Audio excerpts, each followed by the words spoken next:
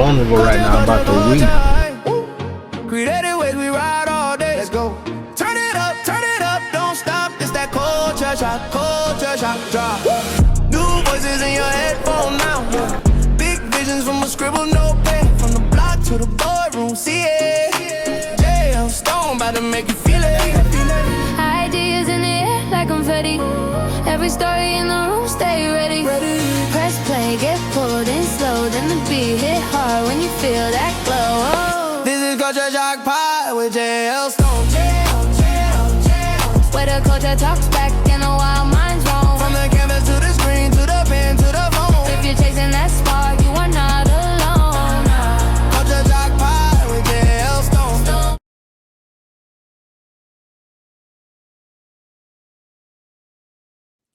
What's up, family, and welcome to another credible episode of Culture Shock Pod. It's your host, Jay Stone, and I'm excited about today's episode. Over the past couple of weeks, we've been having a critical conversation about community, about the faith community, our representation as people who cover and safeguard our next generation. And so I'm excited about my episode today. Today's segment, we're going to have an incredible conversation with somebody that is a friend of mine, that family. And I believe that now more than ever, we should be highlighting people in our city and in our community that are not just talking about doing the work, but are doing the work. I want to say that oftentimes people look for staples and pillars in the community to start doing things. And I say this to all of the older pastors in the city, community figureheads. We look to these individuals because these are faces that we're used to seeing. And so there's an expectation for them to always show up and to always be present. When there is a generation of leaders, there is a generation of individuals that are coming to the forefront, who have been working behind the scenes, who have been waiting to perfect their craft, who have been using intentional time of preparation to make sure that once they step to the forefront, they're not only effective, but they have resilience and stability to continue to pick up the work that those who have gone before us have started. And so I'm excited to introduce somebody when we talk about the conversation of perfection. Our guest today, my cousin, Miss Angela, who is here as a representation of her business, the Perfect Petal. Let's clap it up, Culture Shop, for our guest today. How you feeling this morning? I am very blessed this morning. That's good. That's good. That's good.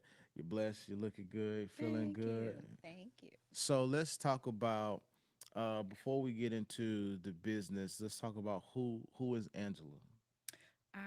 The first thing Angela is a woman of God. All right. Okay, I don't do anything unless I feel like clock it. I don't do anything unless I feel like it's God ordained. I feel like any other saint is sometimes a little hard to confirm that it's the word of God that you're hearing.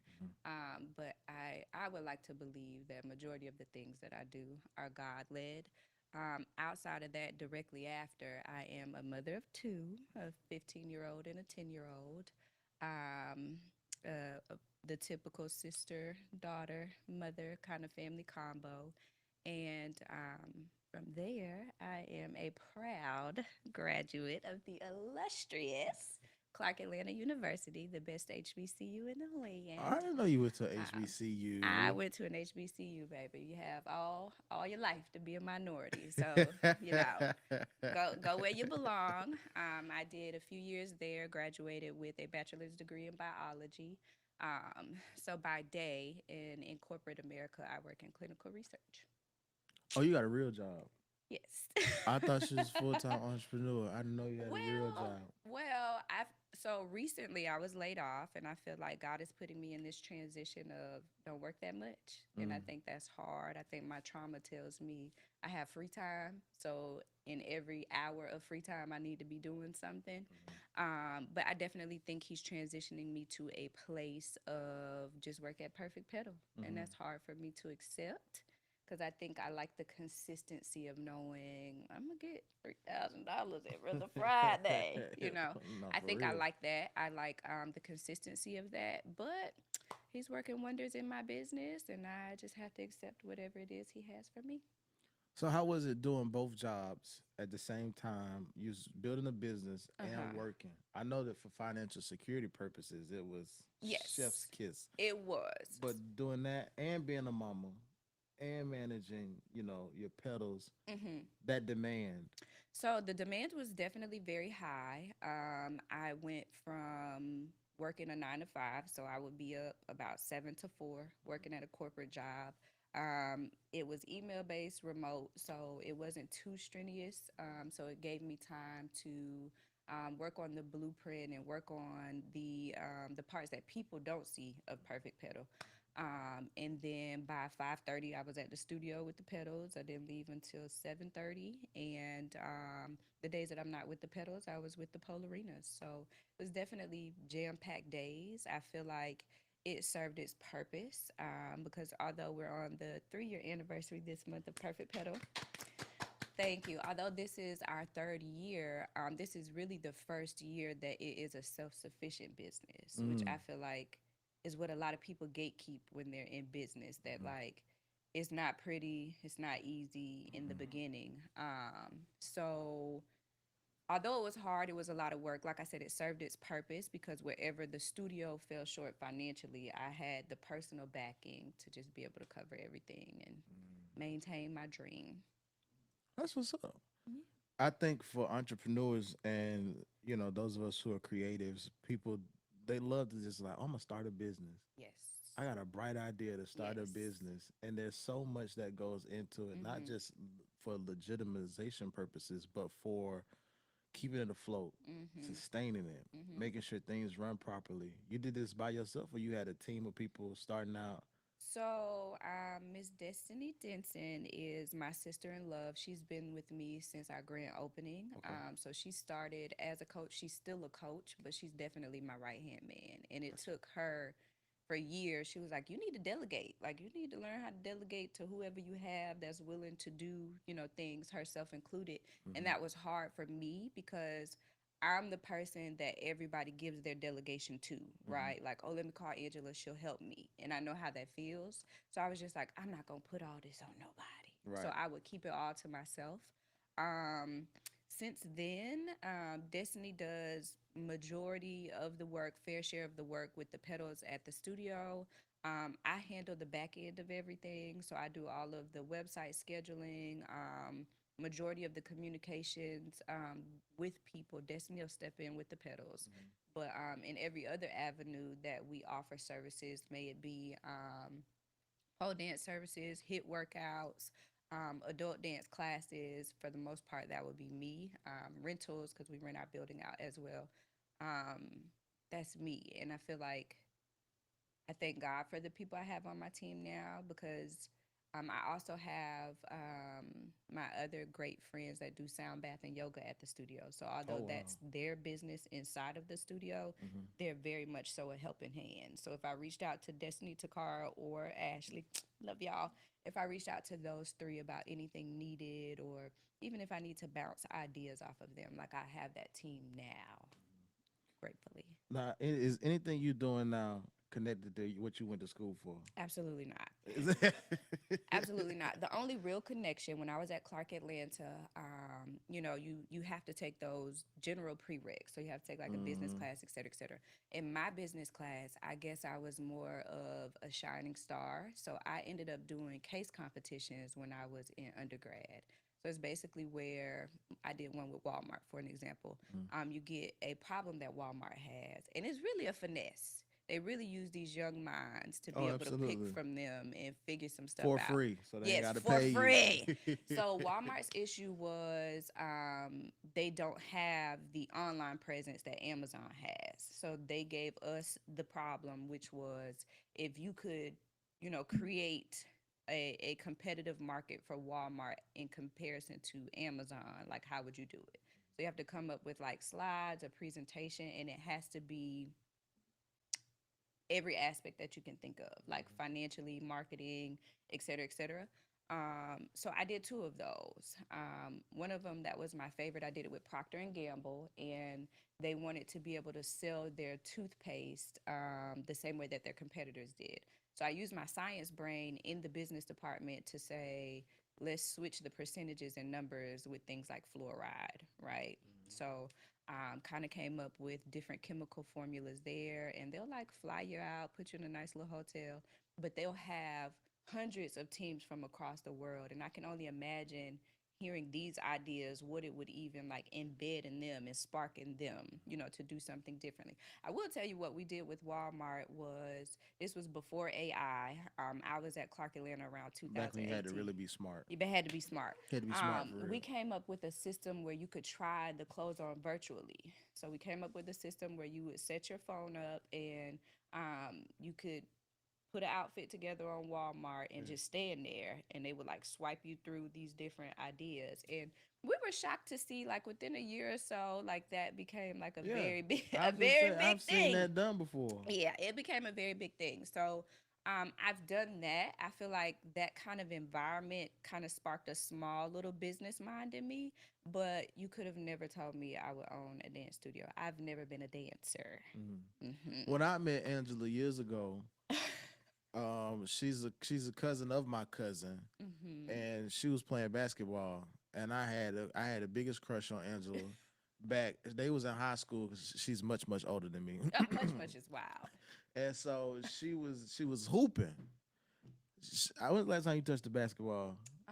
I have to do my son in every so often. Oh, So it's been about 6 months or so. You gotta humble them a little bit, you still got it. Yeah, a little something. A little, the shot don't really go nowhere. I mean, if you don't use it, you will lose it. That is true. But as So, for me, God has given me a little favor. you still Yeah, got it. just a Okay. little bit of favor. I might get a little more tired, but when your pride and your bragging rights are on the line with your kid. Absolutely. Every now and then you got to come out of retirement and show Yeah. them why they call you what they used to call you. I race him every year too. Now I'm a little smart. I race him after he has practice, so he already tired. But I race him every year too. I like I was thinking about this earlier. I love the name, the Perfect Petal. I want to ask you two questions. It's probably loaded. Well, of course, one is where did the inspiration for the name come from, and then two, what makes a petal perfect? That's a great question. I will say that I was in Atlanta when I opened Perfect Petal Dance Studio in Valdosta, and I had zero intention on moving back here, right? So I reached out to someone that I knew as a dancer from our childhood, and I drove down here to have a meeting at Old Faithful IHOP. Yeah, yeah. And before I even got to the meeting, God had already placed like Perfect Petal in my brain, right? But in a place of uncertainty, I kind of wanted to run it through the person that I was interested in hiring, and then my mom at the time. And so we went through the meeting, the logistics of, what I had in mind and what I was interested in.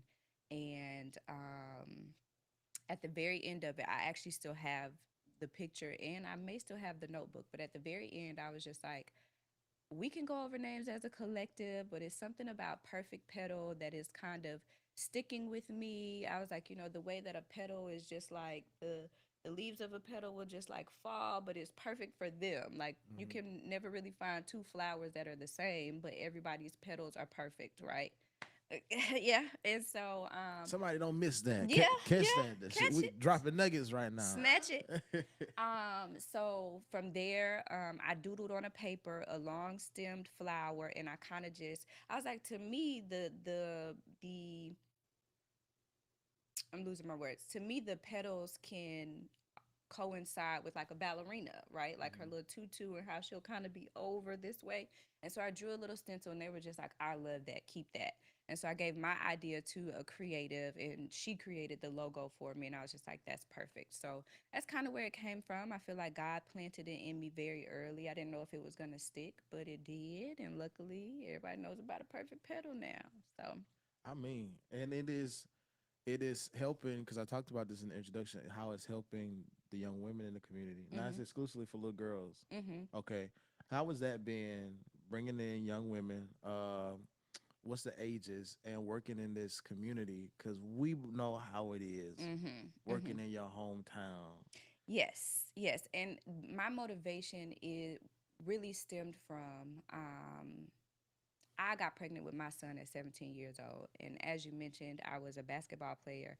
I went from riding the bench and having splinters in my behind because I rode the bench that much to being a starter, a starting point guard at my high school. And then boom, I got I pregnant. don't want to mention she didn't get much playtime when I met her, but That's all but right. by the time That's all right. God had me in the crock pot for a reason now. He was seasoning me up.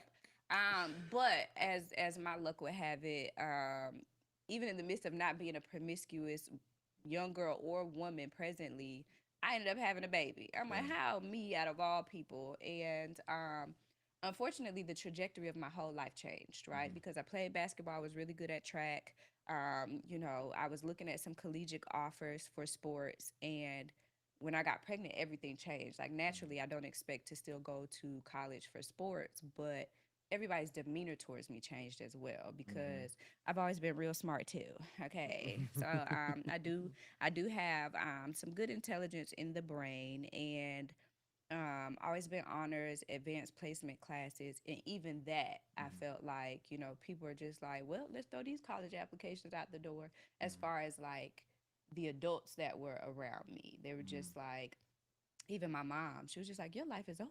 Oh Like wow, you get to be just like me, 3 kids, 3 baby daddies, like the such a sister. bright future. Yeah, sister went in, and because I was so young and my frontal lobe is not developed, I feel like I believed it for a long time that like, wow, I made this mistake and this is it.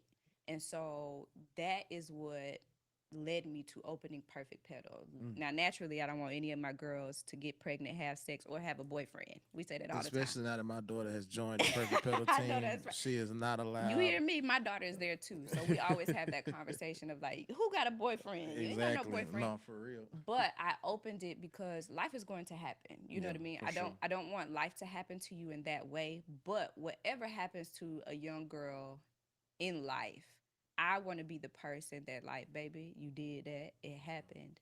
Now this is how we continue to grow and rise from here. Instead of just being like, that's it.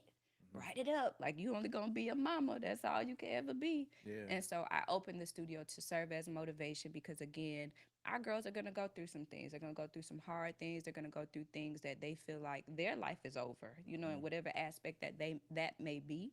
And I just ultimately wanted to mentor them. Mhm. And as I mentioned earlier, I'm not a dancer. I've never been a dancer, but when the thought came to mind, I felt like, what is the best way to reach an abundance of girls? Mhm. Every little girl want to dance, Mhm. especially in this day and age of TikTok. Everybody and their Absolutely. mama want to dance. Absolutely. So that sparked the idea of opening a dance studio. And to be the perfect pedal, I feel like you just have to be yourself. Like, come as you are. Don't come as somebody else. We already Mhm. got one of them, Yeah, I'm right? telling you. So, come as you are. You have to be respectful. If you ever come in my studio, you would probably hear me say a million times, you need to be a lady. Okay. So, Please be a you lady. know, you have to be Please. respectful. You have to be mannerable. You have to be a lady. You have to be kind. You have to be willing to buy into the sisterhood that we have. And baby, they don't play. Okay, they be ready to pull up to each other's schools when the other one getting bullied. I'm like, baby, you got to go to your own school. So you really just have to be a great sister, and you have to be for the community. A lot of people Mhm. don't know that we do community service every single month Legit. without fail. We're Legit gonna do do community something service. in the community every month, and I think that's important. I think it's important to be able to see that no matter how bad I think I have it, Mhm. somebody got a little bit worse, Absolutely. right? And even in the midst of my trials, I could help somebody else. You know what Mhm. I mean? And that help doesn't always have to be monetary. That help does not have to always be emotionally pulling. That help could be as simple as pack up some canned goods and Yeah. send it to somebody, right? Absolutely. And so we're just trying to spark something in these young girls that ultimately has them becoming productive citizens of society. And as far as age range, we take from 3 years old and up, as long as they potty trained, and three through a senior in high school. Oh wow. So Mhm. who's the oldest that you have? So the oldest we have is 12. So Okay. as God sends it, we have majority elementary school, except for about two or three girls. And as I mentioned earlier, I don't really promote and I don't solicit for our dance team. I truly feel like God is going to send us who we're supposed to have, and it's all right with me. You know, sometimes we may have two pedals, and sometimes we may have 20, and that's all right. I remember when you made the post about opening up a dance studio, Mm-hmm. and when you got to the building that you're in now, uh, I I thought it was an incredible idea because it offers something different Right. than what we have in our city. Everybody's got. I mean, we do, and I've done a what happened? Oh, we I've done a litany of outreach and community service Mm-hmm. opportunities. It's kind of like everything's repetitive. So we're Yes. gonna give you food, and this is Yes. no shade. We'll give you food. We'll give you, a couple hand-me-down Oh, don't clothes. get us in trouble now. No, again, no shade. What camera am on? No shade, no He shade. coming. I've done and I've helped out with these things, and I absolutely love it. Mm-hmm. But it's a sense of repetitiveness, Mm-hmm. and people help per their capacity. Yes. So again, no shade. Yes. But to see somebody come in, and I think for Black people, we'll see it on the outside looking in. Ignorant people, should I say? Oh, it's about money with her. It's a money grab. I've While it is a never business. let's drop this nugget. All right, I've never paid myself $1 from Perfect Petal Dance Studio. everything goes towards the. Well, you don't have to tell me ain't none of my No, no, no, business. no. It's okay. I forgot we recorded. Honestly, in the past few years, there has not been a surplus, and I've been okay with that. But let me tell you how the tongue is a powerful thing, and I set myself up Mhm. to not receive anything. I always would say, I didn't open this dance studio to receive any profit. I didn't open this to become a millionaire. Mm. I had to quickly shut up. Yes. You understand me? Yes. Whatever God wants me to have. Yes. Thank you, Lord. You can't choose your door. Thank you, Lord. And so, like I mentioned earlier, it honestly was a situation where I would pay $1,000 out of pocket Yeah. every month for the studio to run, but I was okay with that because I could see the joy in these little girls. You know what I mean? Before I even had the adult sector at the studio, I saw the happiness that it brought them, and to me, it was worth it. You know what I mean? Um, so yeah, and speaking of community service, I feel like we do think outside of the box. 2 months ago, we with the nonprofit we partner with, they brought some people in, young women, older women, and we taught them how to line dance, right? So we're not always like just packing food boxes or things like that. When Hurricane Helene hit, we opened up our whole studio. I remember that. Come spend the night here if you have to. Because Okay. y'all had power. We had power. I By the remember grace that. of God, we had power. So we camped in there. Everybody brought some blood mattresses, some air fryers, some microwaves. And I feel like that's what service is. Absolutely. Right? Service is not scripted to say, I plan to do this today. Service is how am I needed, and how do I fulfill That's that good. need? How am I needed, and how can I fulfill that need? Absolutely. You got a favorite community service opportunity that y'all have done, or one that you're looking forward to doing? Honestly, my favorite community service time has been was centered around Hurricane Helene because thinking I was broken. I didn't have power myself for about 2 weeks. All of us was hot and And stank. baby, I had spent my last couple $100 on some groceries, It's not facts. and the deep freezer went out. It's Right? just to not use it. So I'm tore up. I was tore up, and I really found my fulfillment in being able to help other people. I told God, put me in a place to put a smile on somebody else's face so that smile could be transferred to me, right? Because I was in such a desolate place. I'm a single mom of two. I have, no help with them. So it's not like I could pick up the phone and say, hey, can you get them? Like, we don't have power. That wasn't an option. So I felt so, I don't know. I just felt I can't say lost. I guess the best word is depleted. And I'm a server, period. One of my friends just told me that at my sister's funeral, I was tore up.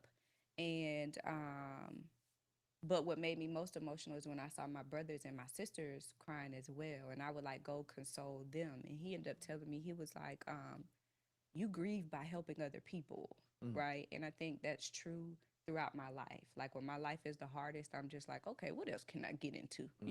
Keep myself busy. Yeah, very much so. So yeah, So do you think that is healthy? no. No, I don't think it's healthy to put me on the back burner. Right. Right. I think I've always been that way. I've always been I'll wash your back and I don't care if you wash mine. And I can't even reach mine, so I ain't gonna wash mine either, kind of thing. I don't think it's healthy, but it's probably tied to a little bit of trauma that, like, just emotionally. When I grew up, my mom was really emotional, so it didn't give me the stage to be emotional, right? She gonna cry about you stubbing your toe before you can cry, right? And so I think that those kind of things aided in, me just kind of putting myself last in a lot of situations. I'm just naturally like a giver. Like I would do anything for anybody. And the reason why I don't think that it's healthy is because when those tables turn and you realize they wouldn't do anything for you, ooh, baby, gotta eat you up now. Now, the, is that what happened with your last relationship? Messy. I Messy. asked. No, I asked No, before. no, no, Before we no. went live, I said, "Is there anything off limits?" No, my last relationship, he was an amazing man. Actually, probably the not probably. I'll give him his credit. He's the best man I've ever been with. So she was the problem. Can we put this on record? Can we put this? Can we get this recorded? No, It's okay. She no, was the problem. no. I will say, and I'll try not to say too much just out of respect for him. Like I said, amazing man. I've never met a man that will truly stand in the gap as a provider and a protector. Oh Right? wow. I've never had that luxury, and Hmm. he was that through and through. And when I say good man, I never touched a car door. I never drove in a car that he was sitting in. Mm. I never um paid for a meal. Like it was so much I didn't have to do. He was the type of man that, say we were having this conversation at the studio and he like walked in Mm. and the girls had a pizza party yesterday and the floor is still dirty. He'll just start sweeping the floor. Like you Mm. didn't have to. He was a man. You Hmm. didn't have to tell him what to do or how to do it. Honestly, our demise kind of was centered around the kids. I had my 15 and 10-year-old, and when we moved there, his 10-year-old and 9-year-old moved in at the same time, Mm. right? So a lot of people in one house. A lot of people, but he makes the money. That man lives in a mini mansion. So, Amen. Praise yeah, God. space wasn't the issue. It was more so there. So my children's fathers are not active in their lives at all. So we don't have that co-parenting dynamic, and he does. So their mom is still active in their lives, and um we're just gonna say they gentle parent and leave it there. And I'm not a Mm. gentle parent by far. Really? I'm from the South. Yeah, I don't. I didn't know this. Yeah, yeah. Can't tell. Please. What's the? Hold on. Let me pull up the little scripture. You don't strike me as the sit your ass down. Uh sit your motherfucking ass down. Man, what the fuck I said? I'll tight lip a kid real quick. Even at the studio, I tell every mom that comes to me, I'm like, I'm not gonna put my hands on your kid, and I'm not gonna cuss your kid out, but I'm gonna treat your kid in every other manner that I treat my kid, right? So you may come in here one day, and I'm like, sit your behind down. I'm not playing with you. And if you ain't ready for that, there are a few other places here Absolutely. that you could take them to. For You know sure. what I mean? They're gonna charge you a little more. Yeah, and I believe it takes a village. You know what I Absolutely. mean? Oh, So for if sure. you don't want me to be a part of your village, this isn't the place for you. I've gone to graduations, birthday parties, hospitals. Hmm. I've done it all. And if you're okay with me doing all of that, you're going to have to be okay with me correcting. Cuz I done went to a school too to say what you up here doing. All Hmm. right, sit down. I'm gonna sit right here with you all day in this class, just like Hmm. you, my child. They are like, even when I started dating, I had to tell that man I'm not a single mom of two. I'm a single mom of like 20. You know what I mean? Like it's Mm. a lot of them. You got a lot of kids. Yeah. Yeah, No. and he Yeah. stepped in. He stepped in the gap. Like I to this day, I love him. I feel like Which you I know ever like. maybe the kids will have to be grown. You know what I mean? Like because also the Yeah, a dynamic long. is That's about 6 7 years for one of them. it's worth the wait. Hmm. I feel like I don't know. I don't know how it would have to happen. He's a good man. I just don't think when you have a spanking parent and a non-spanking parent, it meshes well because I think the kids, especially at that age, they're able to tell the difference. And then he worked a lot. So when we got there, it was his first season coaching as a high school coach, football coach. And you know how that goes. Football coaches are not home, right? Especially not during the season. So I would say that it felt like I went from being a single mom of 2 kids to a single mom of 4 kids. Oh yeah, And that then makes two of sense. the kids don't care for my correction or I can't even tell them to Yeah, erase the paper. no, I It's get like, it. I ain't erasing no damn paper. Yeah, So, because I was gonna ask, was it conflict with how you raised yours? Because I know I've only dated one woman who had a child, mm-hmm, and her method of correction. Oh, her method of correction was like that, like hard parent. Like she could look at her daughter, mm-hmm, and her daughter would be like. mm-hmm. Whereas with me, I'm like, leg out my face. Yeah.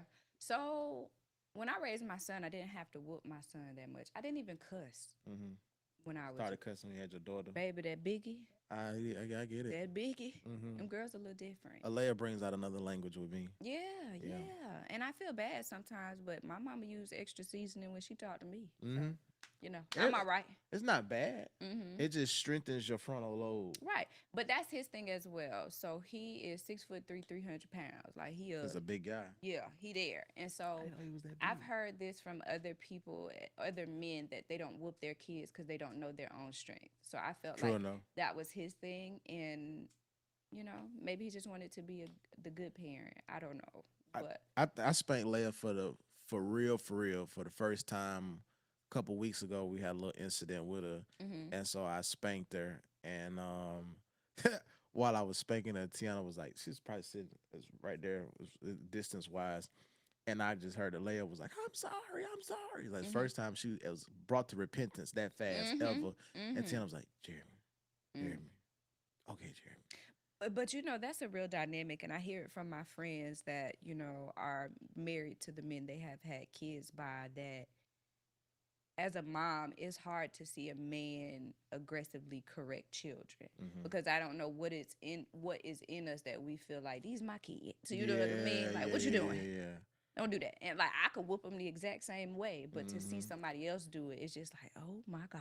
I'd be like, she just as much as my daughter Yeah, as she is yeah, yours. for sure. I'm like, if I want to take her by one foot and hang out the side of the Mhm, ledge, it's like, this is what I do to get her attention. Which mhm. is why, like I was saying earlier, there's certain things like Leia knows I'm not gonna do that because I don't want my daddy to hang me out the side of Right, the ledge. Like right. if I tell her that now, if we're joking, I'll be like, I'm gonna pick you up and hang you off the side of the house. She'll start laughing, but Mhm, she knows if she's in trouble. She knows not to fall out on the floor with me, mhm, or mhm. she knows not to scream and yell, Yeah, or she knows, certain how far to go with me.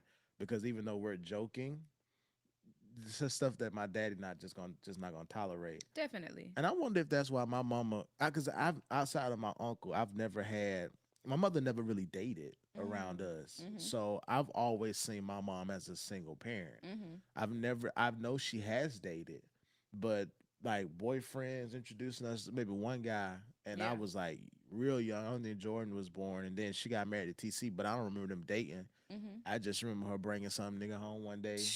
Get out of It's here. like he moving in with us. Where he from? Yeah, I'm like, Who who is is this this? guy? Oh, his Mhm. brother cut my hair.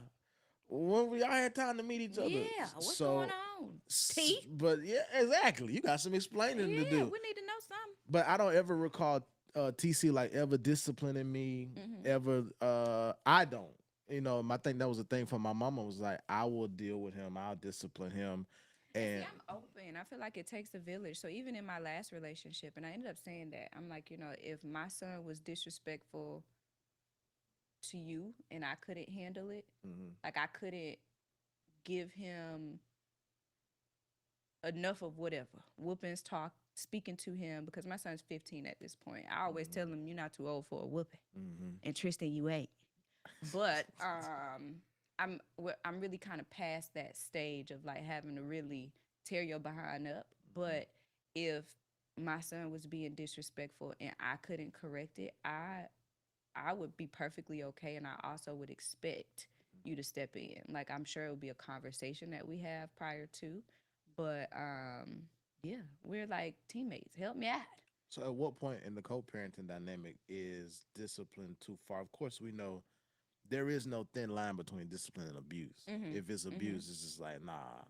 But at what point, whether it's like verbal correction or physical correction, at what point do you be like, all right? enough is enough Well, for me, and I as think a this is woman. from my own experience, because I guess the nice way to say this, I've been around parents who will call their daughters the B word, call them a Mm-hmm. hoe, call them a whore. I'm not doing that. Mm-hmm. I'm not. I'm not. I'm not here to demean you. And probably, can I do a little more work so I'm not cussing the kid out and telling them to sit the fuck down? Mm-hmm. Yeah, I probably could. You know what I mean? But God ain't through with me yet. And sometimes I feel like the extra seasoning lets them know. You know what Mm-hmm. I mean? Like, Yeah. okay, she ain't really playing today. Mm-hmm. So for me, I'm not going to like cuss you out using those words. You know Mm-hmm. what I mean? And when it comes to physical, I'm going to use a shoe or a belt. And I feel like you just don't take it far enough where you're like breaking skin, creating bruises, like that kind of thing. I feel Mm-hmm. like my daughter, if my daughter knows she's about to get a whooping, she's crying like she already got the whooping. You know what I mean? Like that hurts her feelings probably more than the whooping. You know what I Mm-hmm. mean? And I don't think that everything, from a gentle parents, I don't think everything warrants a whooping. You know what Yeah, I mean? I absolutely. think those whoopings are like strategic reinforcement that like we could take it there if that's where you want to take it. You know what I mean? Um, I definitely do think it's a fine line. I grew up rest my grandmother's soul. Like my grandmother was like a mom to me, and I love her to death. But my grandma would wrap my hair around her head and like snatch me to the ground. My grandmother slapped me so hard one time it made my nose bleed. Like I literally had to tell my mom as an adult that had children, if you ever slap my child so hard that their nose bleeds, like you better be ready to see me, and I'm not playing. You know what I Mm-hmm. mean? So I definitely feel like it's a fine line. In the same sense, do I feel like, it's something you have to gauge and some parents make mistakes? Yeah. Like if you Yeah. whoop that baby too hard and you just learn from that and never do that again. I think Mm-hmm. it's a problem when it is a habitual thing that like every time you whooping this kid, they can't sit down on their butt. Like Mm-hmm.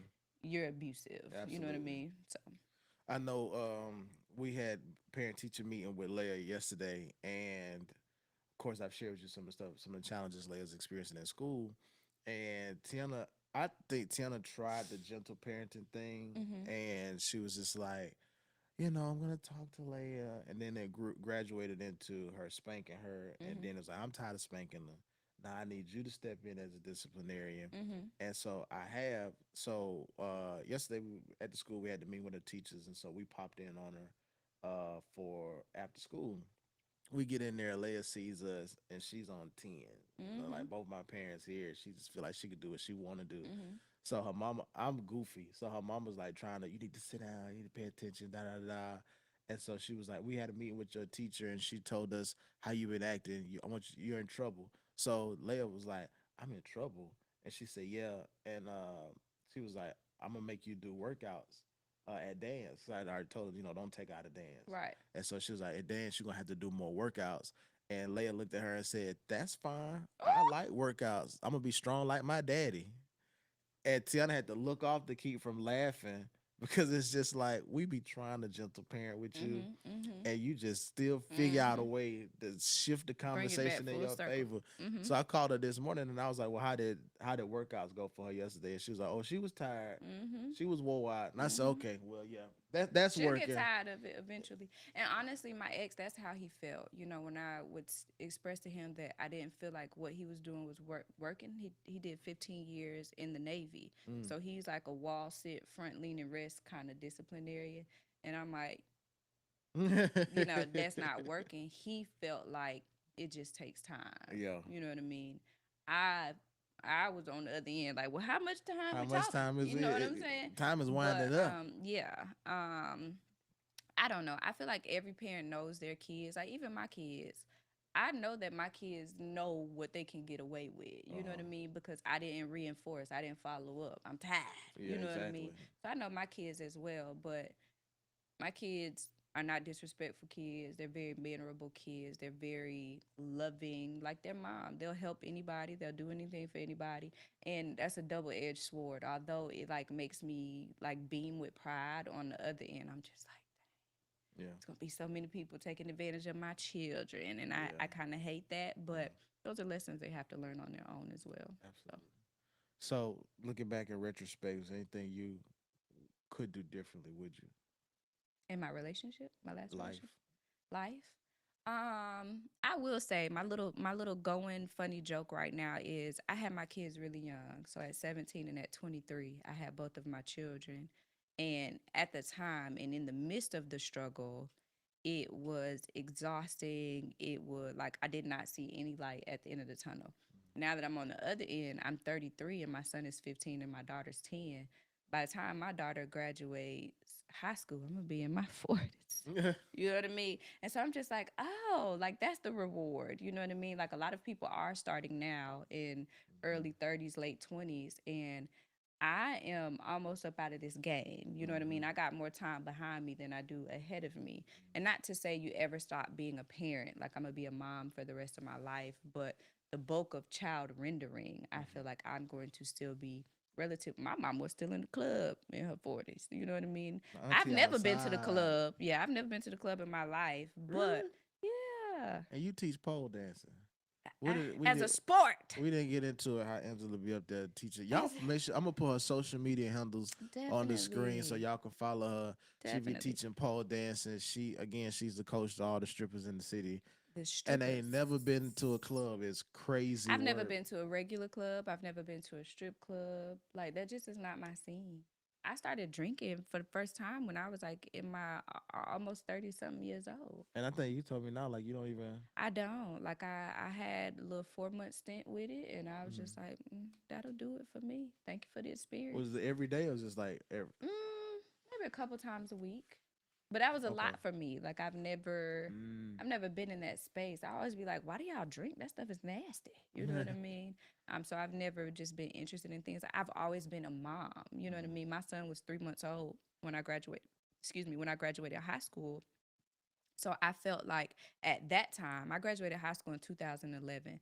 I feel like at that time, you go to the club, you get killed. You know what I mean? Like it's a Yeah, yeah, lot of yeah, stuff yeah. happening. And I'm like, I'm a mom.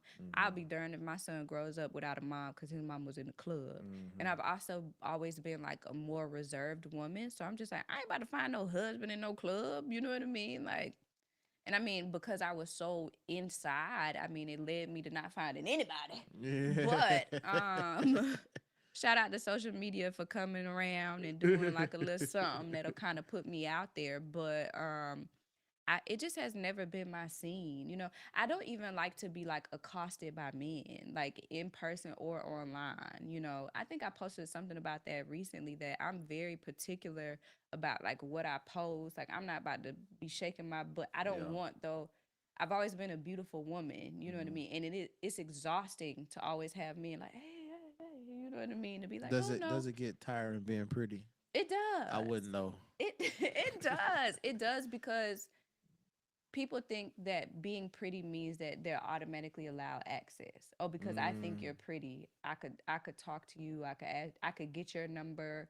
You you think I'm pretty? I don't think you pretty. You know what I mean? Exactly. Like You approached no, me. no, yeah.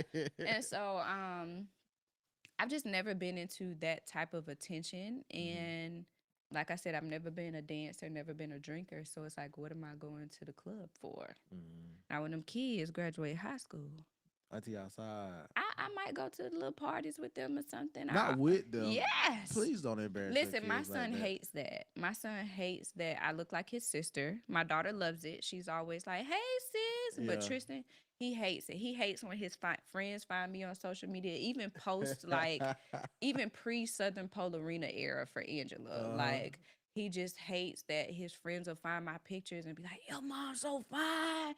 Like, he'd be ready to fight. He actually has gotten into a fight at school because of that.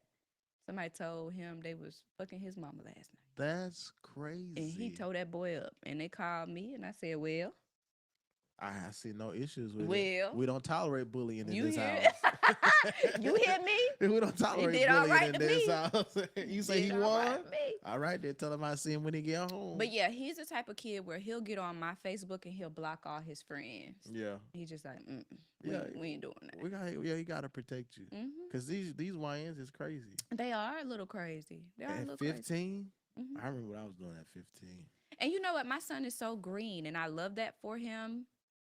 And on the other hand, I feel like I've done them a disservice because they're so green. Mm-hmm. I'm just like, life gonna really smack y'all real hard. You know what I mean? Because you're not Nah, he's gonna equipped have a great time when for he go to both. college.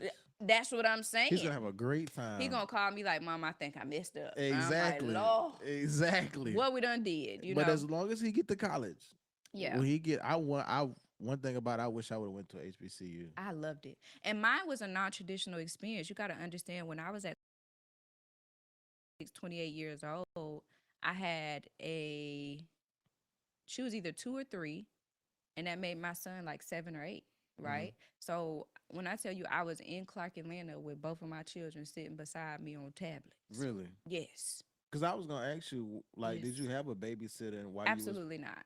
So I was in Atlanta alone. Now, did I acquire lifelong sisters while I was there? Yeah. Yes, I did. And majority of them come from college. One of them came. My son did little league football. So I Hmm. have a really good friend, Amber from little league football. My Clark sisters, Savita, Chelsea, Jada, Destiny, and then my real close friend Ariel ended up moving there as well. So it was a situation where my day to day in college, I would wake up 5:30, 6 o'clock in the morning. Whatever I cooked the night before was already in meal prep Hmm. containers. I would put their little lunchy thingy things together because I was also broke. That's a common A college misconception. student. I was broke. I worked in the lab, research lab in college, and I also worked in a health professions office in college. And then I got like some scholarships and things like that. But working 2 jobs meant I was at the college all day, right? So I would get up. We lived in Smyrna. So we lived in Cobb County. Clark, Atlanta is in Fulton County. So about 30, 45-minute commute. My son went to a school in Atlanta. So I would drop him off. My daughter had a daycare that was literally 2 miles away from Clark, Atlanta. Mm. But in that traffic, I can't even think Two of the miles is name. like 30 It minutes. was 30 minutes to go pick my baby up. So I would drop them off. I would do my day to day. I tried to get majority of my classes during the day when they were at school. And then around 3, 4 o'clock, I would start the commute to go get them from school. And then they would have to come back to campus with me. Pretty much one class a semester I had like a night class. Like it was unavoidable. It was like an adjunct professor. And he'd be like, my class at 6 o'clock. Like that's just what it is. So I would come back, I would sit them in class with me.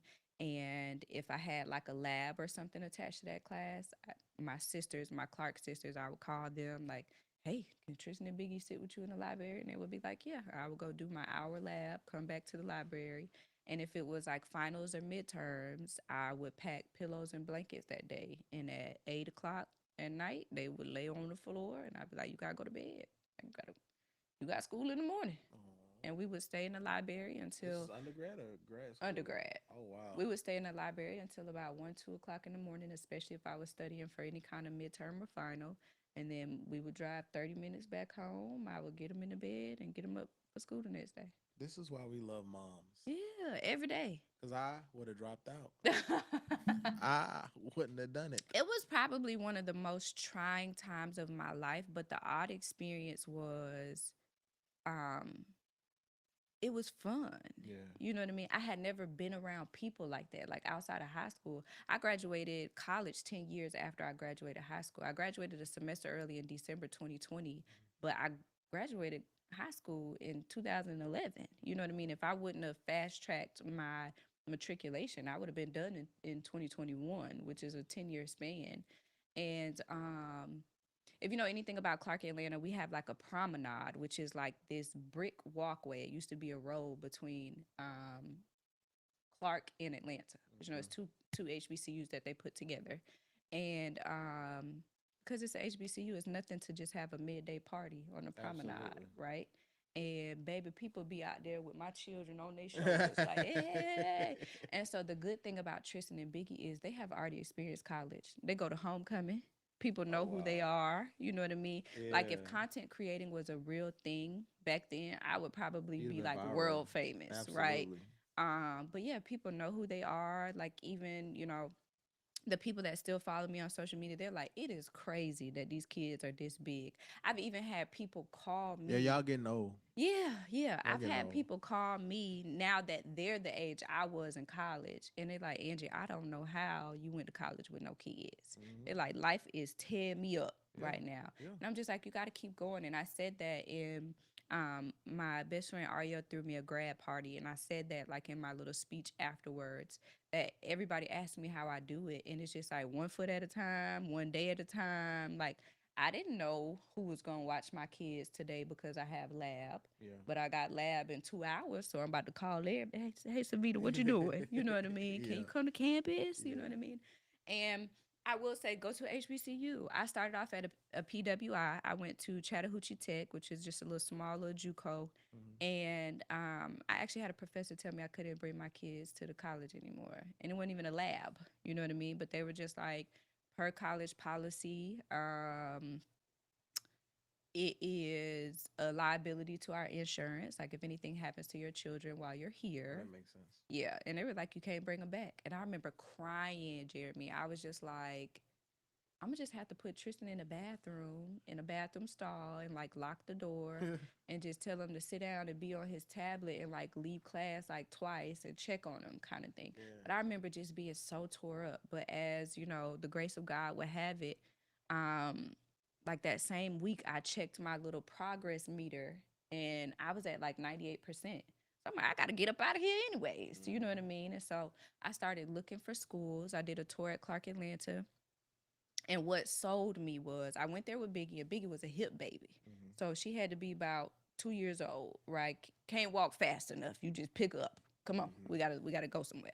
And when I was done with my tour, her name is Miss Susan. She works in registrar. She was just walking by our tour very randomly. She saw me with this baby. She stopped. She said, "Who baby?" I said, "This is my baby." She said, "Girl, give me that baby." And she grabbed Biggie, and I was like, "Oh, this is home." You know what I mean? Like this is like that's what you go to an HBCU for. Yeah. And I remember my business professor who put me in the world of like case competitions and stuff, which was like a little bag for me because even if you don't win, they'll shoot you a little $200-300 check kind of thing, right? Um, she she told me, she was like, when you graduate, you walk across that stage with them children if you want to. You know what I mean? I didn't, because I was like, listen, they ain't take not one test. You know what I mean? I didn't, but that was the environment there, like very welcoming, very much like we're your family, you know? And that's why you go to a HBCU. That's My exactly kids why. better go to a HBCU. I had a friend in high school. Her parents both graduated from HBCUs. Very intelligent. She probably could have gotten into a few Ivy League schools if that's what she wanted to do. And she did want to go to like a PWI. And her parents straight up told her that they wouldn't pay for undergrad unless it was a HBCU. And because we're young and naive, it like pissed us off. We're like, how dare you? You know what I mean? And now that I've been to an HBCU, I won't pay for nothing unless it's a HBCU. And I encourage them to go to Clark because you know you get your little alumni discount kind of thing. Not the alumni. Yeah. Such notable alumni, might we add. Thank you. We wrapping up, Graduated but magna cum laude. come on. No, no, magna cum laude. Excuse me. Some So- of us graduated old loudy. God is That's faithful. all right. You got it out there. They said what C's get degrees. That's what they. But for the master's program, it's Yeah. a whole different ball game. Oh, absolutely. I won't go get a master's because I feel like it's expensive and I don't think I'm going to use it. You don't need it. I mean, Yeah. you don't need it. Mhm. So, for young women Mhm. who are watching this, and even some older women, because I Yeah. have a mixed platform, or just the young creative that is in that space of their life that they may be going through a particular challenge, such as young parenting Mhm. or birthing a business, Mhm. and they need to they're at that space of finding themselves, and they haven't seen their petals fall Mhm. perfectly yet. What word of advice would you give that listener that's listening to you right now? I would honestly say whatever idea you have is yours. God gave it to you. Don't try to plant it in anybody else. When I first started Perfect Petal, I was centering it around an instructor, right? God snatched me back to Valdosta in 2 weeks. Mm. The instructor, me and the instructor did not work out. I came down here, I found a house. 2 weeks later, I moved here, right? And it took Tampa. Y'all know him as Malcolm Mitchell, but it took Tampa to tell me, people are going to patronize your business because of you. Like, they want to hear your story. And I think in this journey, that has been the hardest thing for me, is to put me front facing and say, hey, I'm a single mama. You know what I mean? A man done did me dirty before, you know, like, that's hard to be that open and transparent for me. But I honestly can say, on the latter end, I think that that's where my blessings have come from. Like, people can relate to me, right? They're just like, this girl from the east side of Valdosta, just like me. You know what I mean? Like, I mean, not according to God, but according to people, I'm not supposed to be here. You know what I mean? Like, I literally had a baby at 17, still in high school. So I would just say, go for it. In the day of Chat GPT, you can do anything. You understand me? Absolutely. So even if you have a little something shaking in your spirit, tell Chat GPT what it is, and they'll make it into something. Chat GPT is very prophetic. Yeah, they'll decipher it for you. They'll give you a blueprint. You Absolutely. know what I mean? And so I just feel like, keep going. I think my biggest thing with Perfect Petal Dance Studio is, oddly enough, 6 months ago, I was ready to close at my 3-year anniversary. Wow. I was like, I'm done with it. I can't. December, I paid $900 on the rent. And I was just like, I'm not going to keep doing this. Like, I can't go into another year doing this. Boom, 3 months later, I could pay myself in March, you know, if I wanted to, or if I needed to. And so I just feel like, keep going. I feel like everything is a test to see how bad do you want it. When you want that man, you pop up out that trunk.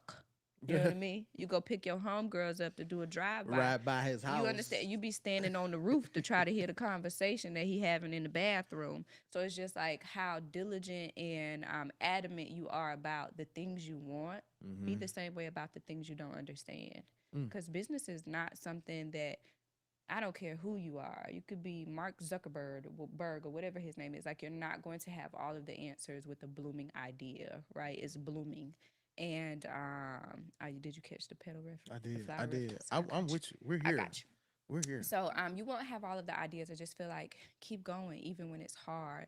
Now that I'm at this place of being in the green, I'm just like, wow. Imagine if I would have given up. You know what I mean? Like, literally that picture where he has like the ice pick, and you know, the other side is right there, and they're just like, don't give up. You don't know. You know, you don't know when your breakthrough is coming. You don't know when your blessing is coming. You know what I mean? You could be a hairstylist, nail tech. You think nobody's paying attention, and now Rihanna hitting you up. You know what I mean? Absolutely. And so you don't know what's coming. I feel like, stay prayerful. You know, do what you're supposed to do in the community. And because I am a nerd, I will leave you with the first law of thermodynamics, that energy is neither created nor destroyed. And so I feel like whatever you put out is what you're going to get back. So if you're putting out good, it may not be today, tomorrow, in a month, or a year, but eventually it's going to come back. Let's clap it up for my friend. She did an incredible job. I told y'all we had some great guests, man, that were coming, and I'm happy that you stopped through Culture Shock to rock with your boy. Listen, make sure y'all follow her on all of her social media platforms. Valdosta, sign your kids up next season, because we've booked up this season. We are. Sign your kids up next season. Make sure you get them a part. And here's the thing, family. Even if you don't put your children in, or you don't have children at all, this is my admonishment to you. Find her, and as we say in the church, give her a Holy Ghost handshake. Shake her hand and put something in it. Hey. All right? Shake her hand and put something in it. It takes a lot. A village can't be a village without resources. And so we want to make sure that we're pouring into those that are pouring into our communities. Man, this has been another incredible episode of Culture Shock Pod. Make sure you like, share, subscribe, comment. Let us know how you've enjoyed the conversation. We look forward to connecting with you soon at the intersection of creativity and culture.